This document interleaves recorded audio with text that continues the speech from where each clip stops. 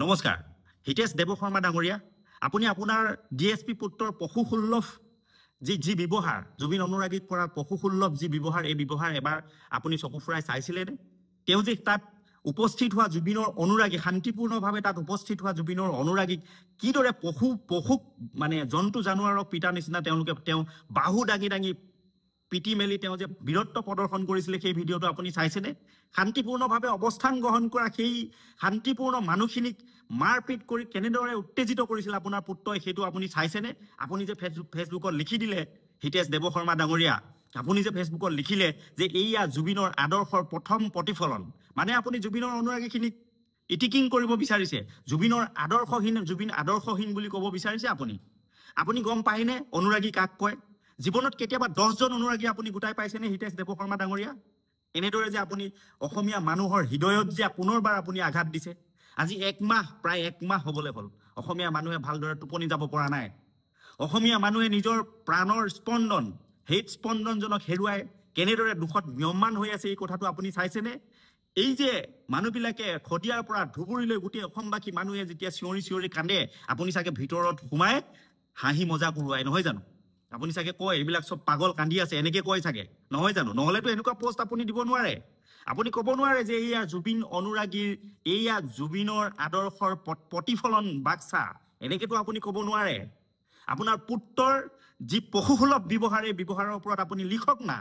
যে মোৰ পুত্ৰয়ে পশুসুলভ ব্যৱহাৰ কৰিছে মই ধিক্কাৰ দিছো বুলি ফেচবুকত লিখি আপুনি নিজকে পৰিচয় দিয়ক এজন ভাল অভিভাৱক ভাল দেউতাক বুলি পৰিচয় দিয়ক ৰাতি শুব পৰা নাই আমি আপোনালোকে ৰাজনীতিৰ কথা কয় সিএমৰ পৰা ধৰি আপোনালোকৰ এছামে কিবা ৰাজনীতিৰ কথা কৈ আছে ৰাজনীতি কৰা বুলি কৈ আছে আপোনালোকৰ নিচিনা মানুহেতো ৰাজনীতি কৰি আছে জুবিনৰ মৃত্যুক লৈ যিজন মানুহৰ মৃত্যু প্ৰতিজন অসমীয়াই বিচাৰিছে যে কেনেকৈ তেওঁৰ মৃত্যু হ'ল কোনোবাই হত্যা কৰিছে সিএমএটো কৈছে হত্যা কৰিছে বুলি যদি হত্যা কৰিছে কেনেকৈ হত্যা কৰা হ'ল কি পৰিস্থিতিত জুবিনে তাত এনেকুৱা সমস্যা উদ্ভৱ হ'ব লগা হ'ল এই কথাবিলাক অসমীয়া মানুহে জানিব বিচাৰিছে প্ৰতিজন মানুহে মনে প্ৰাণে জানিব বিচাৰিছে যে এই প্ৰাণৰ শিল্পীজনৰ হত্যা বা মৃত্যু কেনেকৈ হ'ল এই কথাটো জানিব বিচাৰিছে বহুত সিক্ৰেট কথা আৰটো ফালতু কৰি গোপনীয়তা ৰক্ষা কৰে কিবা কিবি এইবিলাক বকি সব কথা তেওঁলোকে লিকেজ কৰাই দি আছে নিজৰ নিউজ চেনেলবিলাকৰ যোগেদি গতিকে এইবিলাক কি আচলতে চলি আছে কি সাংবাদিক আহত হৈছে পুলিচ বিষয়া আহত হৈছে কনিষ্টবল আহত হৈছে আমাৰো অন্তৰত দুখ লাগিছে আচলতে অসমখন এনেকুৱা ধৰণৰ অসমত পৰিস্থিতি হ'ব নালাগে অসমীয়া মানুহ বহুত ভদ্ৰ বহুত নম্ৰ বহুত ভদ্ৰ সেই কাৰণে ইমান ধৈৰ্যৰে এতিয়ালৈকে অসমীয়া মানুহে বাট চাই আছে যে প্ৰিয় শিল্পীজনৰ আমি এদিন হ'লেও ন্যায় পাম খুব ধৈৰ্য সহকাৰে আজিও ধৈৰ্য সহকাৰে বাট চাই আছে অসমীয়া মানুহ ধৈৰ্যশীল জ্ঞানী ভদ্ৰ নম্ৰ আপোনালোকে এই মানুহখিনিক ইটিকিং কৰিছে চূড়ান্ত অপমান কৰিছে জুবিন অনুৰাগীৰ এইয়া প্ৰথম প্ৰতিফলন কেনেকে কি প্ৰতিফলন দেখিলে আপুনি পুনৰবাৰ কৈছো দেৱ শৰ্মা 10 জন অনুৰাগী গোটাই চাওক না এই ডাঙৰ শৰ্মাজনে যিজনে লম্ফজম্ফ কৰি থাকে তেওঁৰ মৃত্যুত কিমান মানুহ ৰাজপথলৈ ওলাব মই নাজানো কিন্তু জুবিন গাৰ্গৰ মৃত্যুত যে লক্ষ মানুহ ৰাজপথলৈ ওলাই আহিছে সেইটো নিশ্চয় লজ্জাবোধ কৰিছে তেওঁ লাজ পাইছে সেই কাৰণে আচলতে এইটো ৰাজনীতিৰ গোন্ধ পায় জুবিন অনুৰাগীয়ে যেতিয়া মনে প্ৰাণে কথা ক'বলৈ বিচাৰে যেতিয়া জুবিনক মনে প্ৰাণে ভাল পাওঁ বুলি ক'ব বিচাৰে তেতিয়া কিন্তু বহুতে লাজ পায় লজ্জাবোধ কৰে যে ইমান বছৰ ৰাজনীতিত থাকিলো আজিলৈকে ভাল ৰাজনীতিবিদ হ'ব নোৱাৰিলো মানুহৰ হৃদয়ত সোমোৱা ৰাজনীতিবিদ হ'ব নোৱাৰিলো ভয়ত ভক্তি কৰে এই কথাটো তেওঁলোকেও জানে আমি খুব শান্তিপূৰ্ণভাৱে গণতান্ত্ৰিক এখন দেশত বাস কৰোঁ আমি খুব মানে শান্তি ভাল পোৱা মানুহ শান্তিপ্ৰিয় মানুহ সেই কাৰণে আমি খুব শান্তিত বহি থাকোঁ ৰাতি নিজে কাঁদি থাকোঁ টোপনি নাহে কোনোবাই কয় মুখ্যমন্ত্ৰী ডাঙৰীয়াই কয় যে জুবিনক লৈ ৰাজনীতি কৰিছে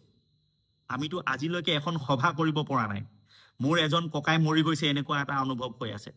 জুবিন দাৰ মৃত্যুত যিমানখিনি বুকুত দুখ পাইছো গতিকে এই অনুৰাগীখিনিক আপোনালোকে তুচ্ছ তাচ্ছিল্য নকৰিব মুখ্যমন্ত্ৰী ডাঙৰীয়াকো অনুৰোধ জনাম অন্তত এইকেইদিন আপুনি চম্ভালি মানে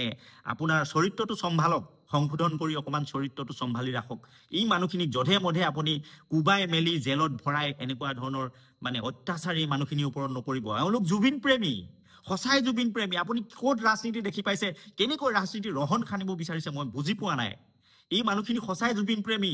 আমি ৰাজনীতিয়ে ত্যাগ কৰি দিম ৰাজনীতিয়ে নকৰোঁ লাগিলে ৰাজনীতি পথাৰৰ পৰা আঁতৰি আহিম কিন্তু সঁচাই আমি জুবিন প্ৰেমী আমি জুবিনক ভাল পাওঁ 90 দশকত প্ৰথম গান শুনিছিলোঁ যদিও জুবিনৰ গানেই প্ৰথম আমি শুনিছিলোঁ জুবিনৰ গান শুনি গানৰ প্ৰেমত পৰিছিলোঁ ভূপেন হাজৰিকাৰ পিছতেই যদি বেলেগ মানুহৰ গান শুনি আমি গানৰ প্ৰতি আকৰ্ষিত হৈছিলোঁ সেই মানুহজনী হৈছিল জুবিন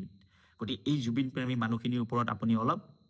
সদয় হওক দয়াশীল হওক গুলিয়াই বুকু ভেদি দিছে মানুহৰ এই গুলি সেই ডেকা ল'ৰাজনৰ বুকুত সোমোৱা নাই এই গুলি প্ৰতিজন অসমীয়া মানুহৰ হৃদয় বিন্ধি গৈছে সেই গুলিয়ে এই যে আপুনি এই নাথ ল'ৰাজনক আপোনাৰ পুলিচে গুলিয়ালে সেই গুলি আমাৰো হৃদয়ত বিন্ধি গৈছে এই যে কনিষ্টবল কিজন এই পুলিচ বিষয়া কিজনে দুখ পালে সেই দুখতো আমি মিয়মান হৈছো অসমীয়া মানুহে এনেকুৱা পৰিস্থিতি হ'ব বুলি আমিতো আশা কৰা নাছিলো আমিতো ভবা নাছিলো বেছি পৰিস্থিতি বেয়া লৈ দিছে আপোনাৰ কথা বতৰাই মুখ্যমন্ত্ৰী ডাঙৰীয়াৰ কথা বতৰাই প্ৰতিটো কথাতে আপোনাৰ কাউন্টাৰ প্ৰতিটো কথাতে মানে এনি টাইম কাউন্টাৰ ভাৰতীয় সংবিধানত শপত লৈ আপুনি আপোনাৰ এই সাংবিধানিক পদ গ্ৰহণ কৰিছে মুখ্যমন্ত্ৰীৰ পদ গ্ৰহণ কৰিছে অকণমান যদি সহনশীল নহয় তেনেহলে কেনেকৈ হ'ব প্ৰতিটো কথাতেই যদি আপুনি ঘূৰাই ৰিপ্লাই দিব বিচাৰে সাংবাদিকে প্ৰশ্ন কৰিলে মালিক কোন বুলি যদি আপুনি সুধিব বিচাৰে কোন পথে গৈ আছো আমি কি হ'ব আমাৰ ভৱিষ্যত আপুনিটো শিকাইছে ন এই কথা বতৰাবিলাক আপোনালোকেটো শিকাইছে এইবিলাক অকমান সংযত হওক আপুনি আমাতকে জ্যেষ্ঠ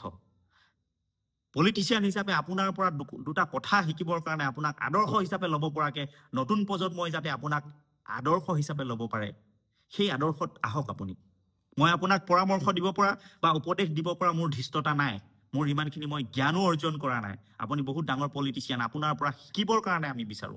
কিন্তু কিছুমান কথা দুখ লাগে কিছুমান কথা ইমান তৰল পাতল কথা বতৰা কয় ভাৰতীয় সংবিধানত শপত লৈ আপুনি যি ডিসক্ৰিমিনেশন কৰে আপুনি সকলো মানুহকে সমান দেখিব লাগে কিন্তু আপুনি যি ভাগ কৰে এই কথাবিলাকে সংবিধানখন হত্যা কৰা যেন আমাৰ লাগে গতি এই কামবিলাকৰ পৰা আঁতৰি আহিব লাগে বিষয়টো বেলেগ আছিল যদিও বেলেগ বিষয় লৈ আহিব প্ৰসংগক্ৰমে এই কথাবিলাক আমি ক'বলৈ বাধ্য হৈছো গতিকে জুবিনৰ অনুৰাগীৰ ক্ষেত্ৰত ইমান বেছি কঠোৰ হলে নিশ্চিতভাৱে অসমৰ মানুহে মনত আঘাত পাব অন্তৰত আঘাত পাব আপুনি সেই বাক্সাৰ যিখিনি সৰ্বসাধাৰণ মানুহ এই মানুহখিনিক আপুনি আকৌ ৰাজনৈতিক ৰহন খানিব গৈছে ৰাজনৈতিক উচতনিত হৈছে কোনো উচতনি নালাগে জুবিনৰ কাৰণে মানুহ প্ৰাণ দিবৰ কাৰণে মানুহ ৰক্ষা মানে উদ্গীপ হৈ আছে লৰা উদ্গীপ হৈ আছে দলঙৰ পৰা জপিয়াই দিছে হাৰ্ট এটেক হৈ গোগামুখত মানুহ মৰিছে খবৰ দিম আপুনি লাগে যদি চাই যাবই